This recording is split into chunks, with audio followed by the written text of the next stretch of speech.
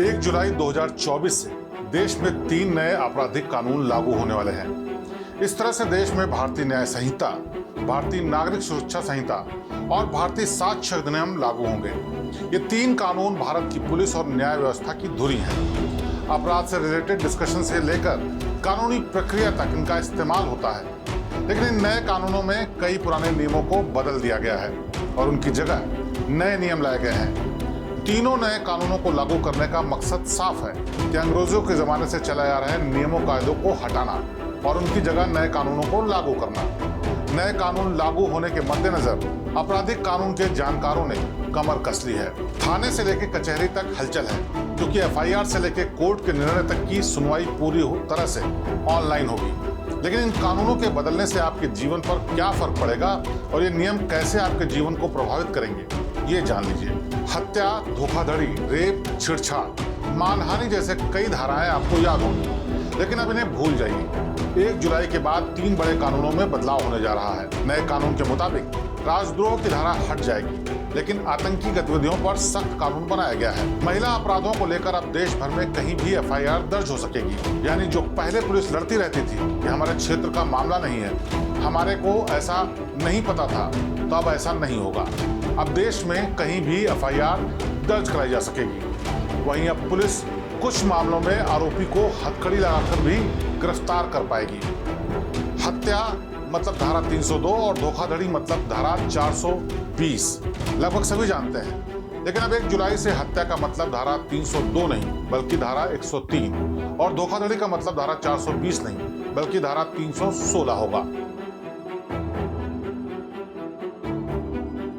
जो नया कानून है ये भारतीय दंड संहिता 1860 यानी इंडियन पेनल कोड की जगह लेगा। खास बात यह कि इंडियन पेनल कोड 1860 में 511 धाराएं थी, लेकिन नए कानून भारतीय न्याय संहिता में सिर्फ 358 धाराएं ही हैं। भारतीय न्याय संहिता में राजद्रोह की धारा हटा दी गई है, लेकिन भारत की संप्रभुता, एकता और अखंडता के खिलाफ अलगाववाद या विद्रोह फैलाने की कोशिश के लिए राजद्रोह के अंतर्गत परिभाषित किया गया है। नए कानून में आतंकवाद की पूरी परिभाषा बताई गई है, क्योंकि पुराने कानून में आतंकवाद की परिभाषा नहीं थी। अब भारतीय दंड संहिता इंडियन पेनल कोड 1860 की जगह लाए जा रहे भारतीय न्याय संहिता में पहली बार आतंकवाद को परिभाषित किया गया है और इसे दंडनीय अपराध बनाया गया है। अगर कोई देश की एकता, अखंडता और सुरक्षा को खतरे में डालने, आम जनता या उसके एक वर्ग को डराने या सार्वजनिक व्यवस्था को बिगाड़ने के इरादे से भारत या किसी अन्य देश में कोई कृत्य करता है तो उसे आतंकवादी कृत्य माना जाएगा। नाबालिग से सामूहिक दुष्कर्म और मॉब लिंचिंग जैसे अपराध में मौत की सजा का प्रावधान होगा। अगर कोई कैदी आदतन अपराधी है या पहले हिरासत से भाग चुका है या आतंकी गतिविधियों में शामिल रहा है, ड्रग्स से जुड़ा अपराधी हो, हत्या, रेप, एसिड अटैक, मानव तस्करी, बच्चों का यौन शोषण में शामिल रहा हो, तो ऐसे कैदी को हथकड़ी लगाकर गिरफ्तार किया जा सकता है। अब तक कानून में हथकड़ी लगाने पर उसका कारण बताना जरूरी था। इसके लिए मजिस्ट्रेट से इजाजत भी लेनी होती थी। साल 1980 में प्रेम शंकर शुक्ल बनाम दिल्ली सरकार के मामले में सुप्रीम कोर्ट ने हथकड़ी के इस्तेमाल को अनुच्छेद 21 के तहत असंवैधानिक करार दिया था। कोर्ट ने कहा था कि अगर हथकड़ी लगाने की जरूरत है तो मजिस्ट्रेट से इसकी इजाजत लेनी होगी। यह 1973 क्रिमिनल प्रोसीजर कोड की जगह भारतीय नागरिक सुरक्षा संहिता 2023 ले लेगी। भारतीय नागरिक सुरक्षा संहिता में क्रिमिनल प्रोसीजर कोड यानी सीआरपीसी की 484 धाराओं के मुकाबले 531 धाराएं हैं। कानून में किए गए बदलाव अपराध की विवेचना से लेकर न्यायिक प्रक्रिया में तेजी लाएंगे। इससे मामलों को तय समय में जांच और सुनवाई का प्रावधान किया गया है। खास बात यह कि जांच और सुनवाई पूरी होने के बाद 30 दिन के भीतर फैसला देने का प्रावधान भी है। वहीं यौन अपराध से जुड़े मामलों में पीड़ित के बयान की वीडियोग्राफी अनिवार्य कर दी गई है। वहीं अपराधी पाए जाने पर संपत्ति कुर्क करने के लिए इस कानून में नया प्रावधान किया गया है।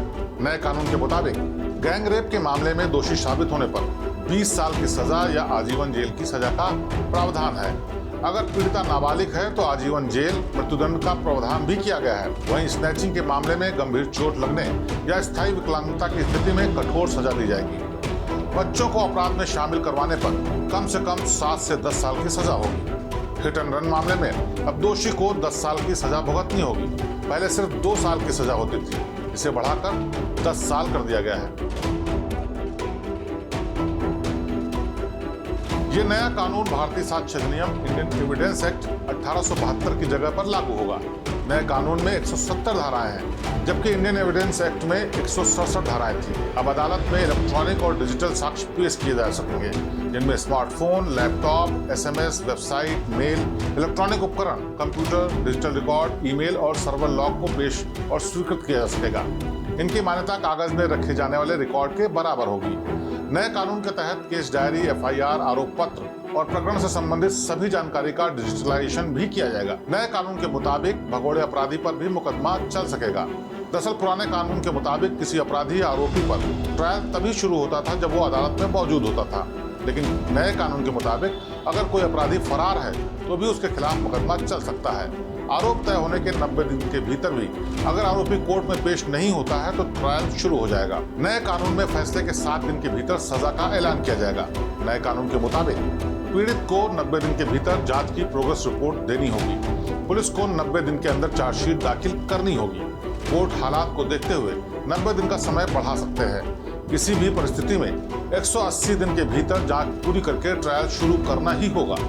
कोर्ट को 60 दिन के भीतर आरोप तय करने होंगे और सुनवाई पूरी होने के 30 दिन के भीतर कोर्ट को फैसला देना होगा। इसके साथ ही सजा का ऐलान 7 दिन के भीतर करना होगा। वहीं दया के लिए आरोपी सभी कानूनी रास्ते खत्म होने के बाद कभी भी याचिका दायर की जा सकती है, पर अब 30 दिन के भीतर दया याचिका राष्ट्रपति के सामने दायर करनी होगी। वहीं राष्ट्रपति का फैसला 48 घंटे के भीतर केंद्र सरकार को, राज्य गृह विभाग और जेल सुपरिटेंडेंट को देना होगा। नए कानूनों को लेकर कानून के जानकार कहते हैं कि नए क्रिमिनल लॉ लागू होने से जो तारीख होगी, उस तारीख से जब अपराध होगा तो वो नए कानून में दर्ज किया जाएगा। संविधान के मुताबिक जब अपराध होता है उस तारीख में जो कानून होता है उसी के हिसाब से मुकदमा चलता है और सजा होती है। ऐसे में नए कानून जब अमल में आएंगे तब नए केस नई कानूनी धाराओं के तहत दर्ज होंगे और साथ ही जो भी कानूनी प्रक्रिया तय होगी वो नए कानून के तहत तय की जाएगी। नए कानून संबंधित नोटिफिकेशन जारी होने के बाद उस तारीख से होने वाले अपराध के मामले में अमल में आएगा और पहले से चल रहे मामले अदालतों में पहले के कानून के मुताबिक चलते रहेंगे। यानी पहले से जो केस दर्ज हैं उनमें पहले से कानून के तहत ही चार्जशीट दाखिल की जाएगी और पहले के कानून के तहत ही इस पर मुकदमा चलेगा। जो केस अदालतों में पेंडिंग है उन केसों की सुनवाई पहले की तरह चलती रहेगी और उस पर इन नए कानूनों का कोई असर नहीं होगा। श्रेष्ठ भारत पर खबरों से जुड़े रहने के लिए चैनल को सब्सक्राइब और लाइक करें, बेल आइकन दबाएं और देखते रहें श्रेष्ठ भारत।